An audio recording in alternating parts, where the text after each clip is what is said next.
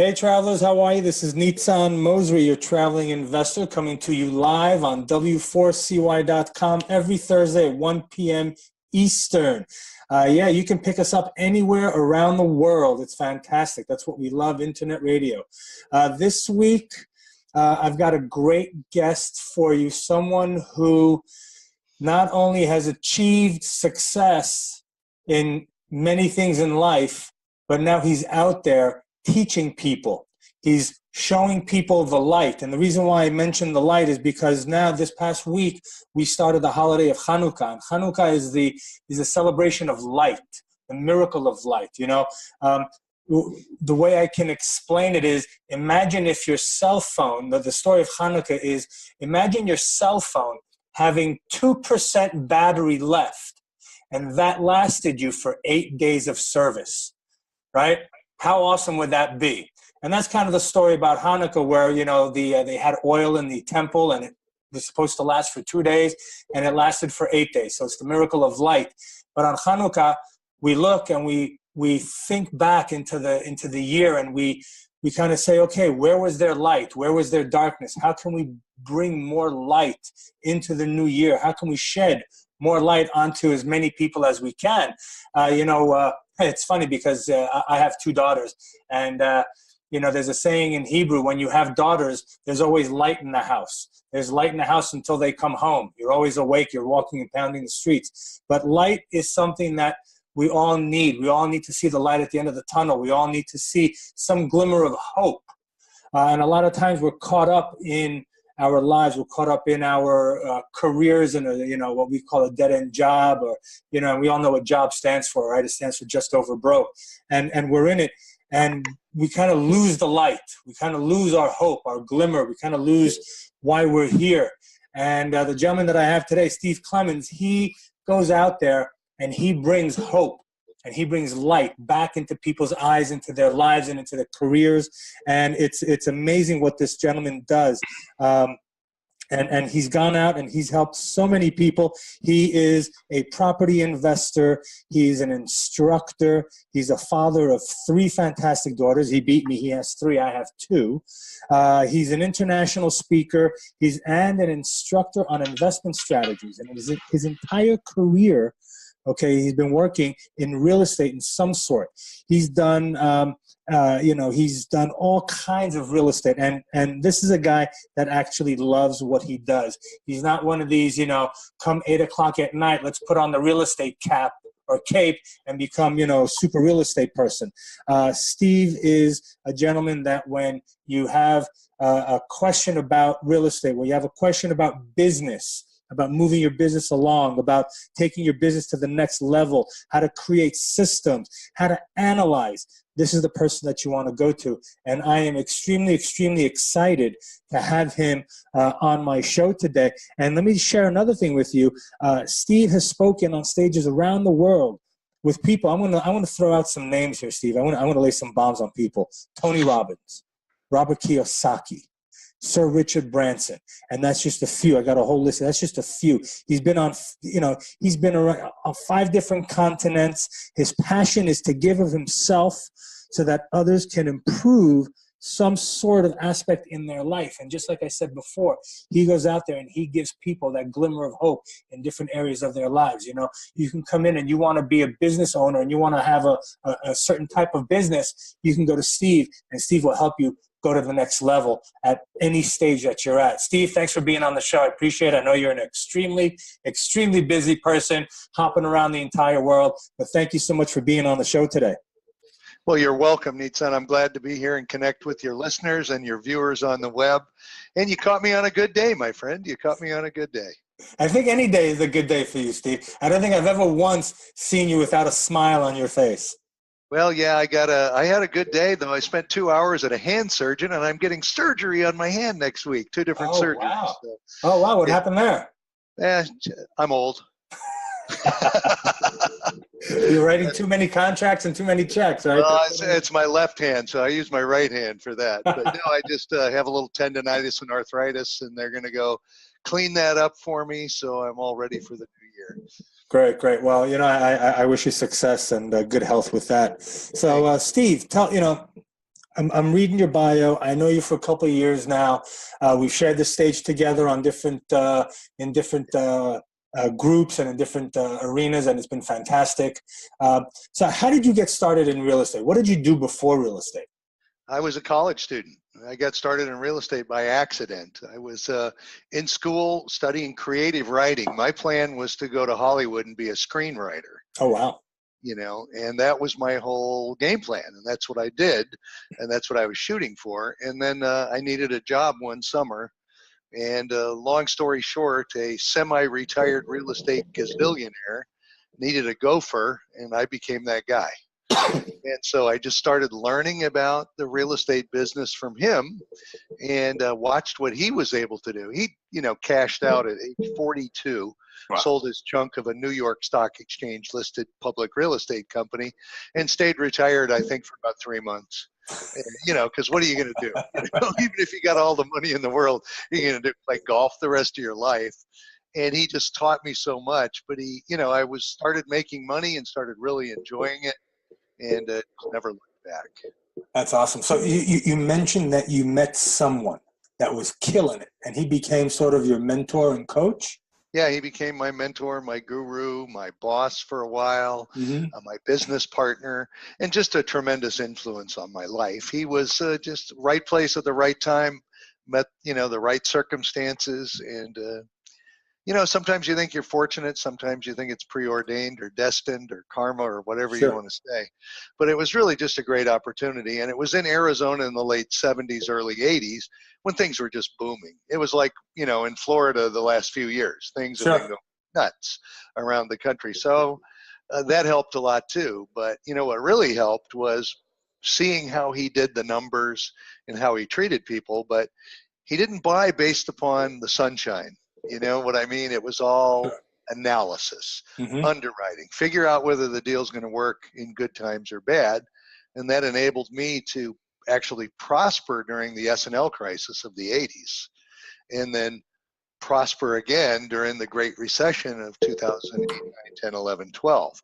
So that early training not to buy the sunshine, as he used to say all the time, kid, don't buy the sunshine. Look at the numbers. What's the worst thing that can happen, and then be prepared for it.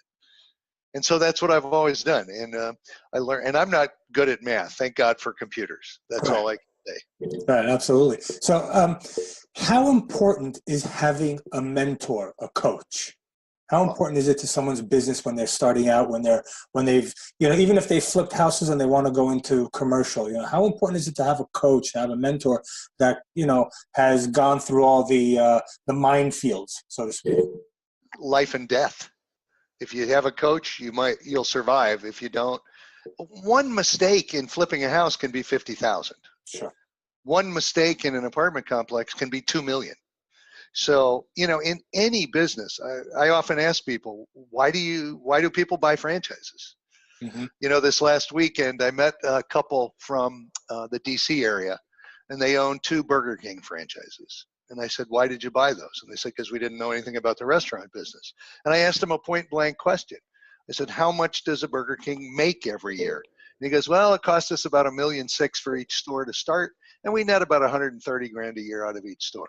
Wow. I went, wait a minute, you invested 3.2 million and you make about 250 a year. And he goes, that's about right.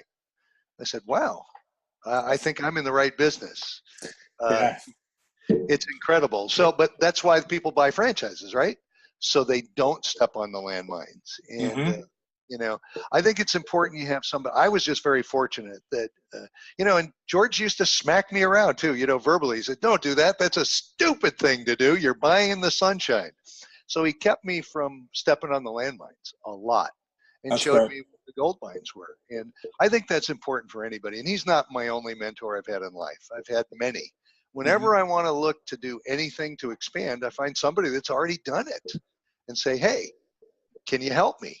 And almost all the time you can find somebody. You got to cut them in on the deal or pay them, but that's business is business, right? Absolutely. Burger King doesn't sell franchises for free. Sure. Sure. And so I don't mind that. I like it. I like being with somebody who's going to show me what to do. And you talked about Tony Robbins. If you see that guy, Forget about all his mindset stuff, his personal energy. He works high energy 3 days in a row, 16 hours a day. And he's got to be 60 years old or pretty darn close to it. And he Hmm. just never runs out of gas. So, I've learned a lot about him, about keeping your personal energy up. And it begins with your mind, but it's also to do with your body, for sure. Absolutely. So, Absolutely. Right. Your passion, your desire, your why, your vision will give you that energy to continue moving forward. Right. Even, doing 16-hour days, 3 days in a row. yeah. Right? And That's walking fantastic. across fire at 10 o'clock at night, and That's convincing 1,000 people to do it after you, that's pretty incredible. Uh, our job is much easier, right, Nitsan? We just show them how to go out and buy properties sensibly and make good money. absolutely. Absolutely. Right. We just show them that one formula, I over R times V. Right. But they don't get it. So many times people think the numbers are the be all and end all, but they're not. There's a story to every property and every business, and you've got to know the story behind it. And then you have to be able to tell a new story. I That's mean, right. the only way we make money in any kind of income property, apartments, office buildings, warehouses, is to increase the net operating income. And That's so it. you got to figure out what's the story I'm going to write to make that net operating income go up. And it's important that you think beyond just the numbers and look at the entire deal. I look at everything as kind of organic. Even a building is a living, breathing thing, because without the people paying the rent, what did you tell me the first time we met? There's only two kinds of people in this world. What are Those they? that pay rent and those that collect. You want to Absolutely. collect, my friend. Me too. And I've been using that ever since. I thought that's one of the great lines I've ever heard. And you heard that from your dad, right? That's right. Yeah, That's so right. that's probably been passed down from generation to generation. And I think that's so important. You want the people to pay your rent, but you have to provide great value back to them. And that creates not just numbers, but a story. Why do they want to live in that community? What are you providing them that they're not getting down the street? And a lot of it has to do with people, and not just the color of the carpets, and how many hours the pool is open. It's the entire story of the entire community. And I think that's what people have to understand. I've owned medical buildings for decades, and still there's a community in those medical office buildings. The Sure. doctors refer to one another, and they get together and have coffee or lunch together, all of the administrative people, and they really do create a community and try to help each other with the business. And you have to make that special, and Right. it's fun to do that. Yeah, it's like what Apple does, right? Apple creates a Exactly. culture, creates a community around it. It creates people that would die for the product. And when you look Right. at Apple, when you think about it, like, oh my God, everybody must be using Apple, but not really. More people use Android. Just the Android people haven't figured out how to create a community, how to create a culture around their product. So when we go out there and we buy a multifamily or even a medical office, or even a warehouse, whatever it is, you create that community, you create that culture around that property, and then the people living there invite their friends and family to come because, hey, look what's happening here. This is a great Right. place to live, a great place to rent, and these are your best clients, right? Right. Your best clients, because they'll go out there and they'll talk to everybody and say, oh, wow, we live in such a great place. Where do you live? Oh, we live over there. It's fantastic. They take care of us. Anytime there's an issue, they immediately take care of it. They just upgraded this. They just cleaned that. Right. Beautiful amenities. It's so easy to pay rent, right? All these little things that you can give to the resident living there is an upside, right? Oh It yeah, just helps for that sure. NOI grow, and we know that it's also about being in the right market at the right time, right? Absolutely. Because we know that market cycle, and you got to hit that market right in the right place. So let me ask you this: going on what we know, what's going on in Wall Street and with the government and politics and all the tax reforms and everything. What's your take on where the multifamily, where the real estate industry is going? Where do you see happening? Well, again, this is just my opinion, but Absolutely. we're in the trenches, and so we see it.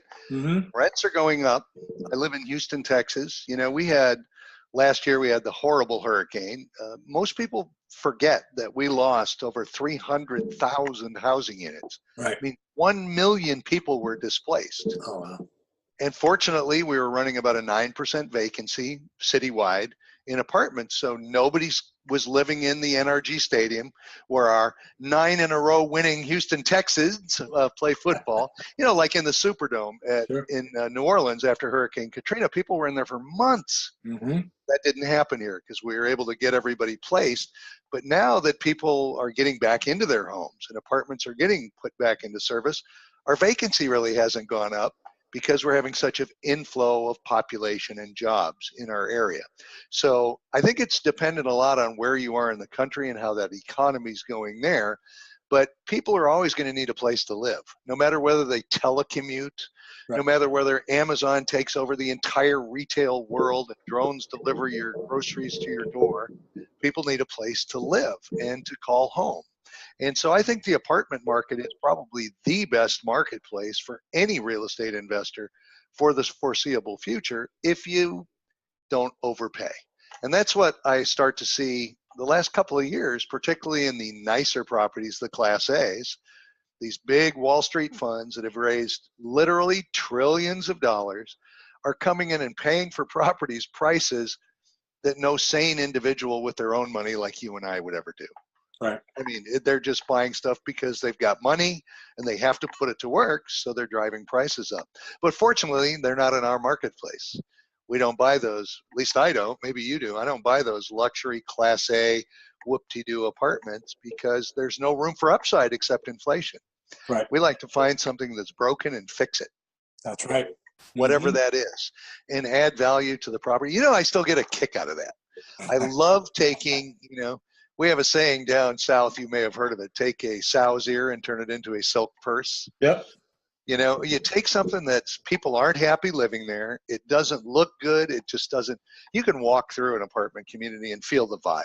Right. You know, and it's just a bad vibe. And then when it gets done and people are excited about being there, and all of a sudden it's getting great reviews on rent.com and landlord.com and places like that, I get a kick out of that. Even though I don't lift a paintbrush or pound a nail, I go, you know, without my putting the deal together and organizing everything from the investors to the contractors to the management team, these people don't have as nice a place to live. Mm-hmm. And I think when you go at it with that as part of your reward, besides the checks, is, hey, you did something nice for a community, you created jobs, and now people have a better place to live. And they're happier. And if we could all be happier, I think that's what everybody wants, is everybody, well, maybe not all of us, but most of us want everybody to be happier. Absolutely. And that's what I was talking about in my introduction, is we bring light. We come into a property that the light has diminished, has gone out, right? The property owner hasn't invested in the property. They've taken all the money and they've milked the property whatsoever, and they've just owned it for so many years, and they really haven't put any light or love back into the property. We come back, we breathe life into that asset again. Yep. And it's just, I'm with you. It's very cool to see it happening. It's very cool to suddenly see a little, one kid playing in the park, in the playground, and then another 2 kids, and then another family moves in, or whatever it is, whatever the demographics is. But to see it come to life, to see the exterior now, suddenly, wow, that's a good looking property. Before, the monument sign is all blocked from the shrubs and you can't see it, and there's bushes hanging out from the gutters, and broken blinds everywhere, and you come, and after several months you fix it, you clean it, you make it look beautiful. It's very rewarding. And like you said, of course, and we don't even have to pick up a paintbrush to do that, right? Our job is to organize everything, put all the pieces of the puzzle together in the right way, so that we can create what we want, right? Right. We find the asset, we find the investors, we go out, we do that whole thing, and we put everybody together, and we make sure everybody's working in harmony. Right. And people ask me all the time, well, how do you make money at any of that? And I'm like, well, organizers get paid a lot of money because other people, investors, don't have time. Some of them have too much money that they've got to diversify, and others have great careers, or they own a business and they want their money to work. So investors have no problem letting you make a piece as long as they make their piece too. And that's, I always look at a deal that way. First of all, does it work for the residents? What I'm going to plan, does it work for the people that are going to be paying the rent? Is it something that they want? And then does it work for the lender? A lot of people look at it the wrong way and they go, oh, does it work for the investors or me first? Well, you know what? We're borrowing 70 to 80% of the money from a lender. Right. So if we can't get 70 to 80% of the money, if it doesn't work for them, it doesn't matter how much we make because we're not going to get the deal done. So I always look at it first from the people that are going to pay the rent. Then does it satisfy the lender, the bank? And then does it satisfy the investor? And then if all of them are happy, is there enough of that slice of the pie left over for me to make me happy? And that's a great way of looking there at almost always is. Right. And if there's there not, isn't, you don't do the deal. right? If there isn't, you move Go on on to the with a next one. different one. Yeah, for sure. Properties are like buses. There's always another one behind it. Well, you know, see, you're going to use that line on your daughters. Mine are all grown, but I'd hear the heartbreak of the boyfriends. I'd go, boyfriends are like buses. There'll be another one along in 10 minutes. Exactly. You know, so it's like that. You get a little bit heartbroken when a deal craters. You know, you're into it for a few weeks or a month doing your due diligence, Sure. and then you find out that it's just not going to work. So you're a little heartbroken, but you know what? Then you look at your desk and you see a stack of things that you can underwrite and deals that you can do. So there's always that momentary heartbreak. But I think as you got a little gray hair, I have no hair left.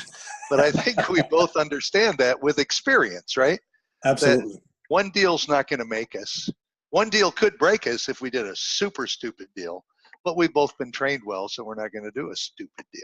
That's right.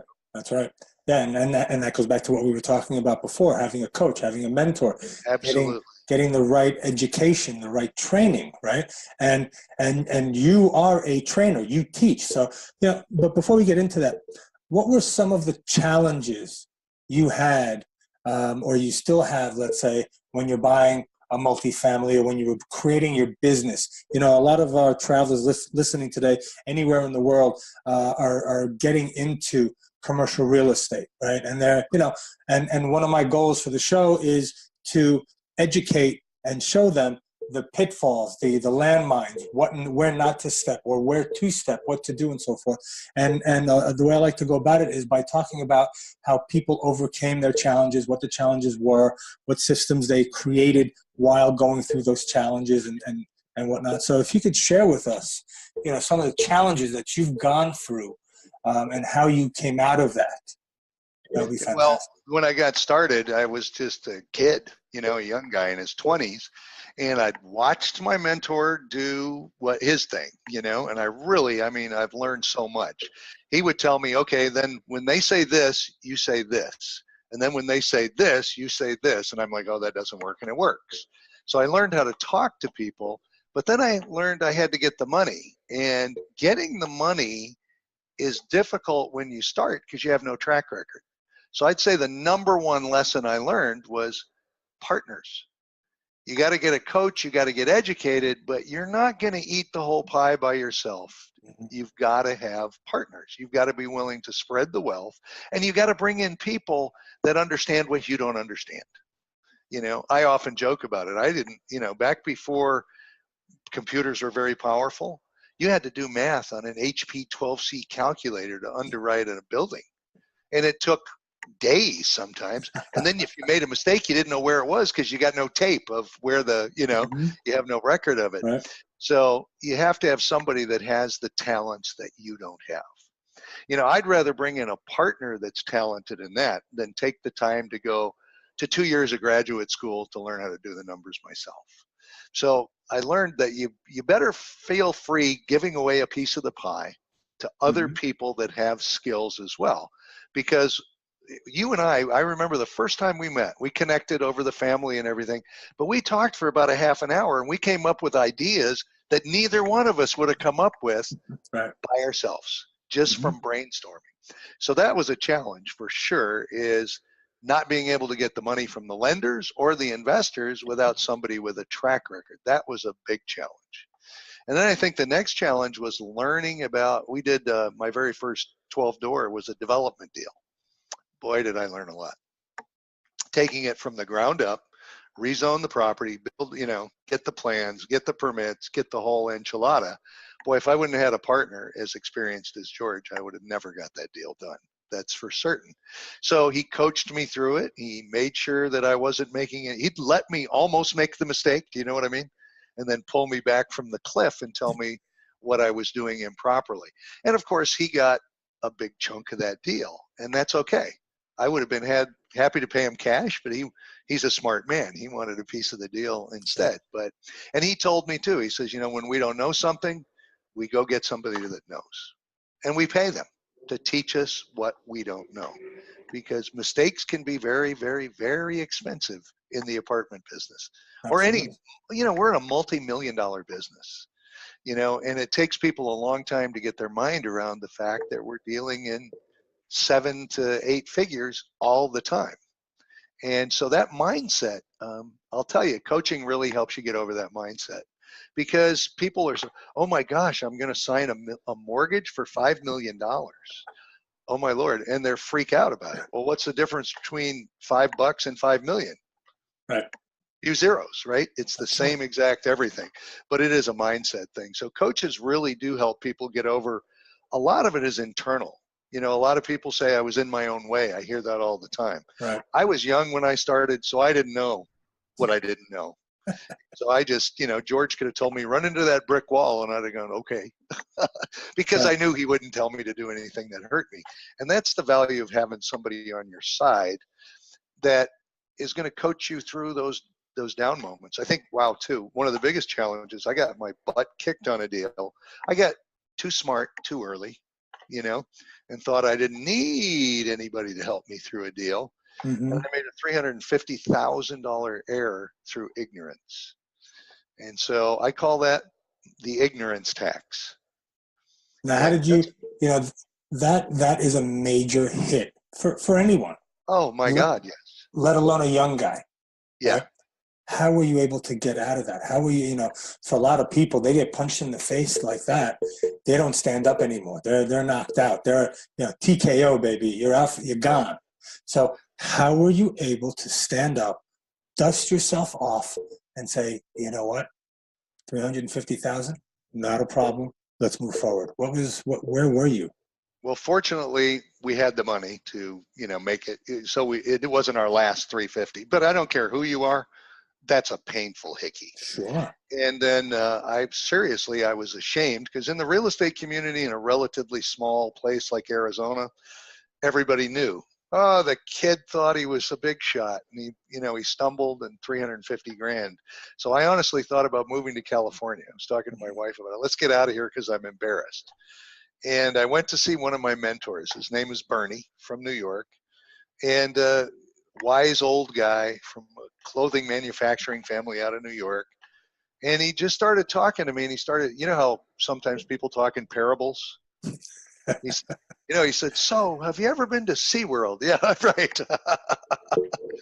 Yoda, right? Yeah. But he said, have you ever been to SeaWorld? I go, Bernie, what's that got to do with me losing 350 grand and being embarrassed? He said, have you ever been to SeaWorld? And I said, yeah. He said, did you go to the dolphin and the porpoise thing where you feed them the fish? I said, yeah. He said, did you feed them? I said, yeah. He said, did you notice when they came up to eat the fish, they were all scarred up? They had like stitches and scars all over their bodies. And I said, yeah. He goes, those are from shark bites, kid. You just got your first shark bite. It's not going to kill you. He said, you got to get over this. And he said, in fact, you go get another project. You need the money. You come see me. I'll be your partner. I'll make sure you don't get bit by any more sharks. That's great.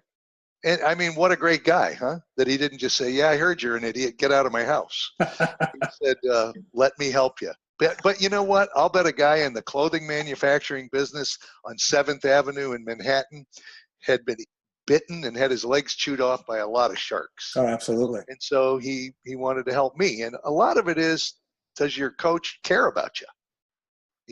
And he cared about me. And I'll never forget that as long as I live, that he said and it really is true. We all heard, who was it, Nietzsche? What doesn't kill us makes us stronger. Mm-hmm. And that really is true. But it was nice to hear recovery from a loving person rather than a Vince Lombardi type scream in your ear, football coach kind of guy. So I'm always thankful to Bernie for that. That's fantastic. That's great. It's, and we can hear it and we see it through your teaching, the passion, the desire to give back. You can hear it in your voice. You can see it in the way you teach and your passion for every student that's sitting in front of you. For any person, doesn't matter where they come from or what color or eyes and what language. You're there because you want to help them achieve success because you were given that opportunity when you were younger, and it's fantastic.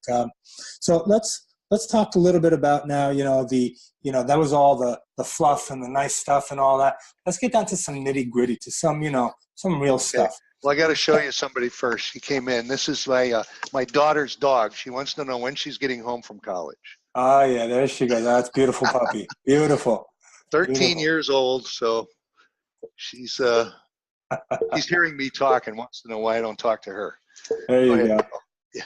So when we're out there, right, and we could be flipping houses, we could be writing code for apps, doesn't matter what, people want to get started buying apartment buildings. They want to, I remember growing up in New York City, right? My dad was in real estate and we talked a little bit about that, but Right.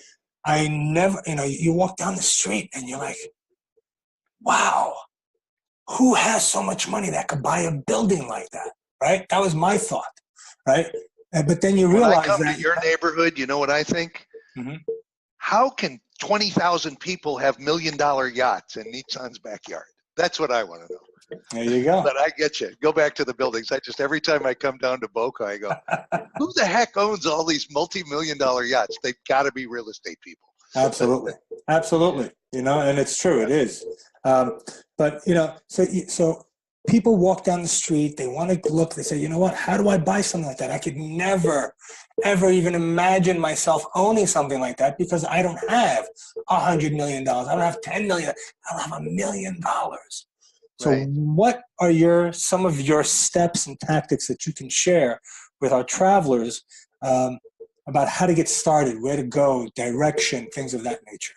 Well, we've talked a little bit about education. You better find somebody that's been there before you and done that.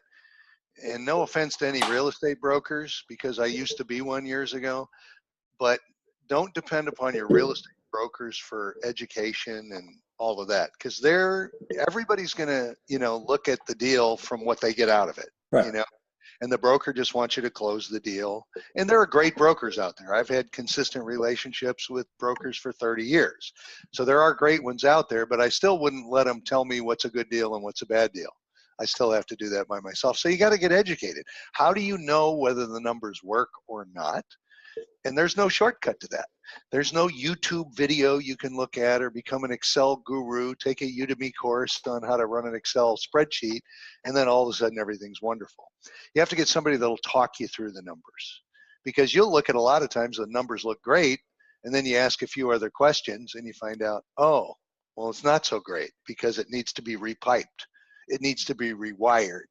Oh, it's got a occupancy problem back here because it's not up to building code. That's why they don't have that building fully rented. They can't, because it's got structural problems. So there's education and there's so many things you have to learn. You can't learn this business overnight. In fact, I'm still learning. I know you are too. Every deal's a new one. So you've got to get educated on the numbers. You got to get educated on the structural part. And then you got to get educated on how you're going to be in compliance with raising the money. Like you said, the famous story of Harry Helmsley, right? Mm-hmm. The guy in the New York magnate that ended up owning the Empire State Building and all that. He didn't have two nickels to rub together when he started, but he learned how to get access to the money. And that's another whole skill set that you've got to learn, and you really have to learn from people that know how to do it. I learned if I didn't have partners in my first deal, nobody would have given a kid who was still in college any money for an investment at all. They go, kid, what do you know? But I got my gray-haired partners, and they know what they're doing. I'm just the hustle. Those guys are the brains. And again, you got to be willing to give up a little bit to get, right? Sure. But if you learn how to do this and get coached and get past all and fear, God, do you think how afraid do you think I was the first time I went to make a presentation to an investor who lived on a golf course at the country club in Tucson in this beautiful home. Another guy out of New York, and you're a New Yorker. They want to see the numbers, kid. Mhm. I had to go in there. I was scared to death, but George had prepared me so well and coached me on what to say. When he says this, you say this. Then he's probably going to say this. Then you say this, and back and forth. And pretty soon, New Yorkers to me, they're like M&Ms. They're a little hard and brittle on the outside, but you break through that crust, they're some of the sweetest people on earth. Yep. Because he really was like, hey, this is a good kid. He's going to make Mhm. me some money. And he turned out to be one of my mentors as well. There you go. So, in fact, I used his nephew to be my securities lawyer for years because he said, I know a good securities lawyer. He happens to be my sister's son, so you're going to use him. And it worked out. I'm sorry, the phone's going to ring, and we're going to let that go ring. That's probably a broker with a deal. There you go. That's right. Yeah. That's right. Excellent. So what I hear from you is when people want to get started in commercial real estate investing, they should go out and they should look for a coach. They should get educated. Where are some places that they can go and get education? What's available out there today? Well, you can always go out and get here in Texas, if you want a real estate broker's license now, you have to get a 4-year degree in real estate and finance from a university in the state of Texas. Oh, wow. Or you can spend 1,280 hours in a real estate school classroom. So that's one way, and I don't think anybody wants to go through that. You can go out, and there's companies out there that offer coaching programs like Dave Lindahl's RE Mentor program, and there's others, but I think he is far and away the best because he's in the trenches. He's been doing it for 22 years, and he's not just got a good real estate business, he's got a good education business that goes along with it too, for sure. Okay. It's tough to find that individual that will commit to you to teach you for so long, that you need. It's nice to have some few people out there that are actually putting together these programs and letting people come in and creating a network. That's how Sure. you and I met, through the network of working with that group, RE Mentor. Absolutely. I would never have met you. You would have never met me. And I'd have never met your lovely wife and your beautiful daughters or your business partner. Sure. And Absolutely. through you, here I'm meeting more people. So it's not just the education. It's the 1 + 1 = 6. You know what I mean? The Yes. power of groupthink. Absolutely. And you talk about the network that was created by Dave Lindahl and where we met. This is some of the best places, and we let people in on a little secret. Some of the best places to raise money for your deals. Oh yeah. Because people know he's the real deal. So people that want to invest, people that have money, that want to get educated, people know that his education is so valuable and is so good that his students are worthy of investing in because they understand underwriting, they understand analysis, they understand market analysis and so forth.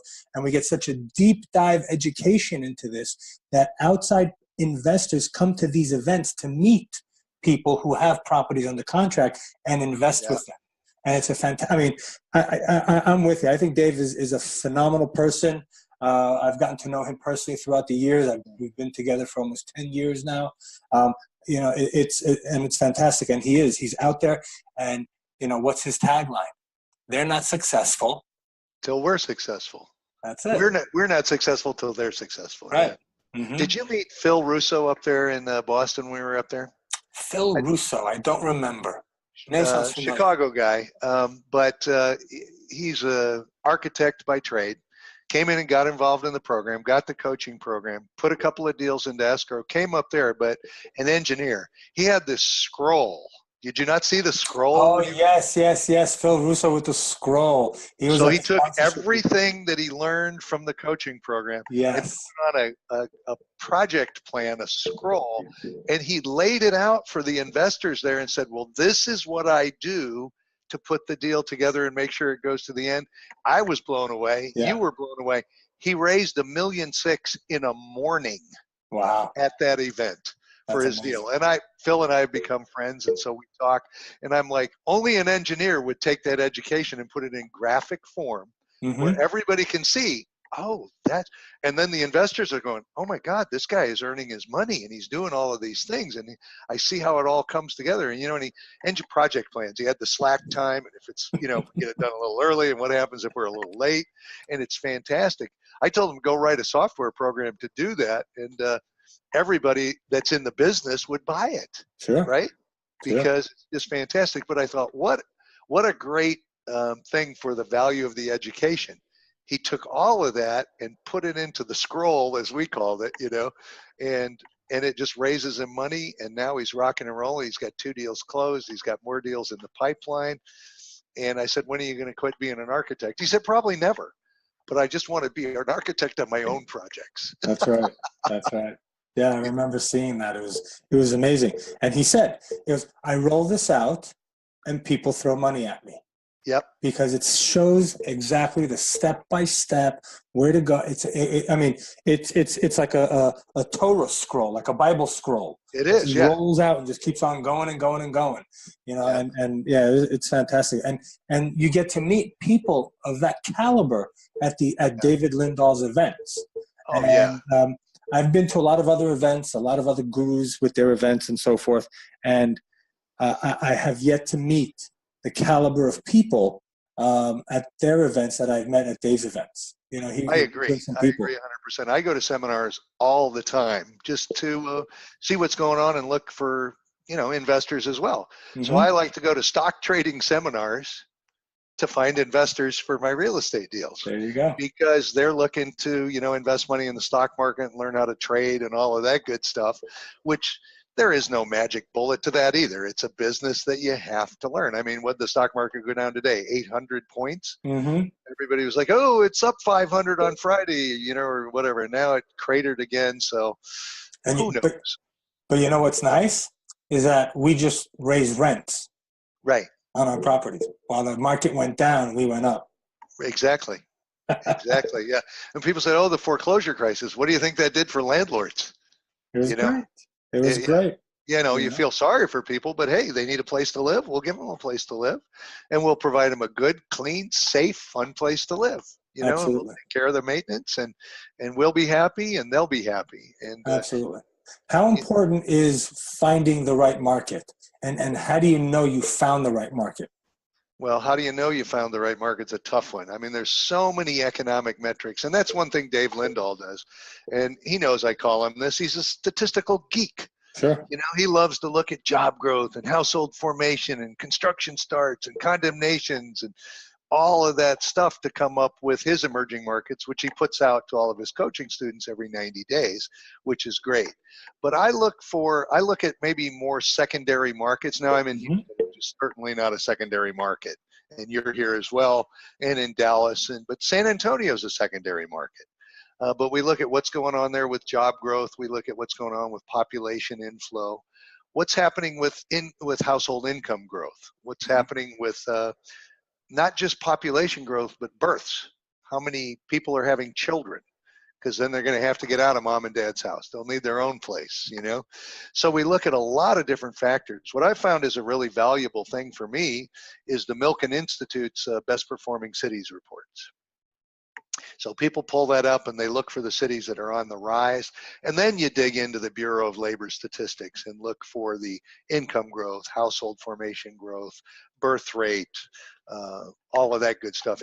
Net immigration. I mean, California right now, if I was a landlord, I'd be worried in California because they've got net outflow of population. And with the natural disasters that have been happening, the fires, I mean, how devastating. Here, a flood, we didn't have much loss of life, some, and I feel sorry for those people, but we can recover from a flood.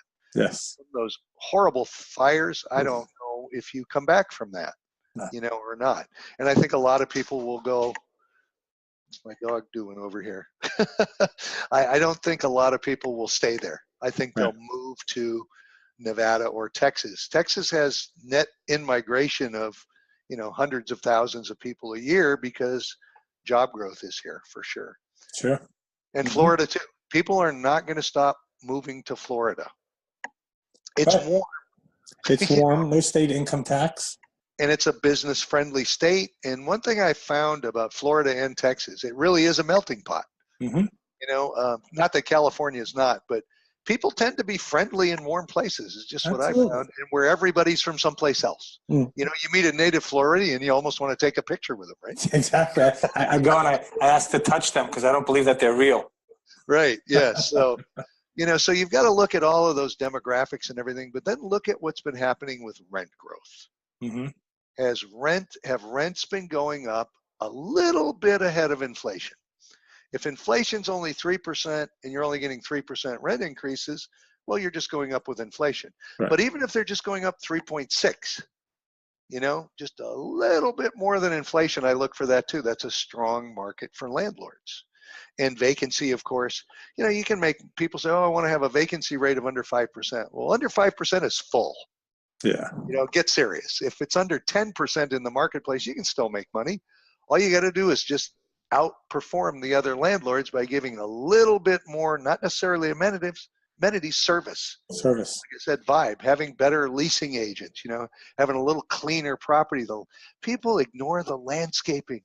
I mean, come on. It's amazing. You've got to. Nobody wants to bring their friends and relatives over to a scruffy-looking apartment community. That's right. I always joked about it. When I first got married, I married the baby of a dad with all girls like mine. You bring him over to your scruffy looking place. He looks right at his daughter and says, and this is where he's got you living? I told you he was no good.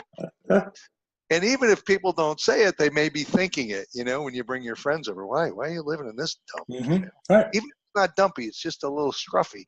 So you keep things just a little brighter. Like you said, bring light. And that's a very nice thing this time of year to think about. It really is. And we say the Bible doesn't teach us things, right? Sure does. Right. Bring the light to the property. I like that. I'm going to steal that from you too. Thank you. You got it.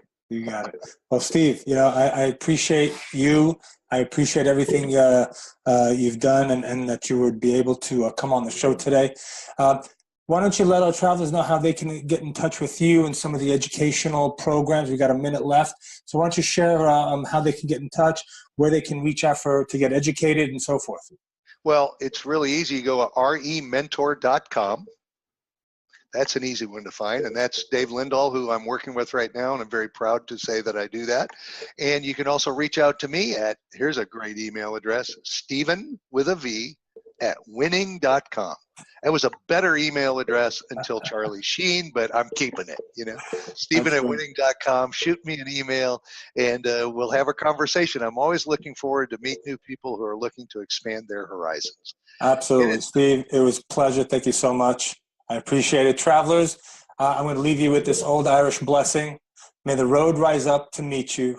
May the wind always be at your back.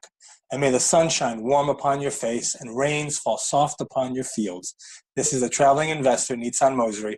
Until next week from somewhere on Spaceship Earth. Take care. Peace out. Thanks. Bye, everybody.